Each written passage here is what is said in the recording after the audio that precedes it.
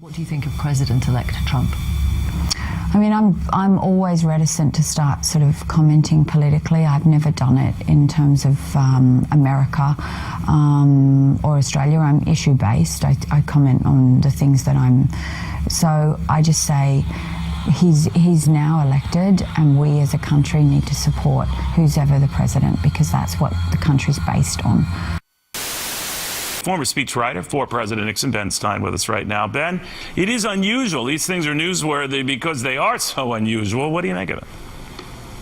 Well, let me just say I have earned my living, most of it in the vineyards of Hollywood, for the last 40 years, and a bigger bunch of bullies you've ever seen in your life. Think of the most thuggish bullies in West Side Story, and you've got it. On the other hand, some of them are very nice people, but they are a united blacklisting front who will go against anyone that they think is politically undesirable. They're not for freedom of speech. They're not for freedom of expression. They are exactly the opposite of that. There's some wonderful people here. Norman Lear is one of them.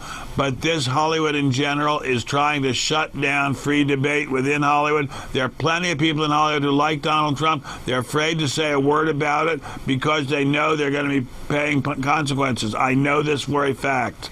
Do you know whether then it hurts them when the ones who come out or say something, whether it's a Mel Gibson or some others, that they pay dearly for that? I know for a fact that they pay dearly for it. I know people who have lost friends, who have even lost agents over this. And an agent is a very, very important person to have. So it does happen. Now, let me say that's a minority thing. But to be blacklisted socially and to know that your friends don't want to be your friends anymore, that's a bad thing. It's funny, just as the show was beginning, I was looking at a list of people I had at a party when I first came here in 1976. Most of them won't speak to me anymore because I'm Republican. And they were big names in Hollywood. Some of them are dead now, of course, but so they really won't speak to me. But Hollywood is a one-party, one policy state. You cannot go against the prevailing wisdom. You cannot go against the wisdom of the crowd, or you're in real trouble. So, how did they deal with Ronald Reagan?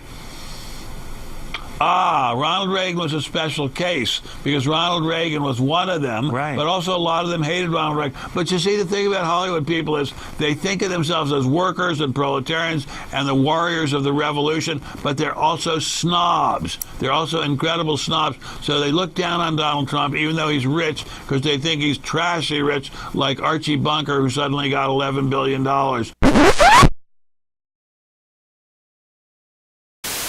Where the average working guy who doesn't have much money says, this is how I'd behave if I were rich. I'd have big buildings named after me. I'd have a beautiful wife. I may have several wives.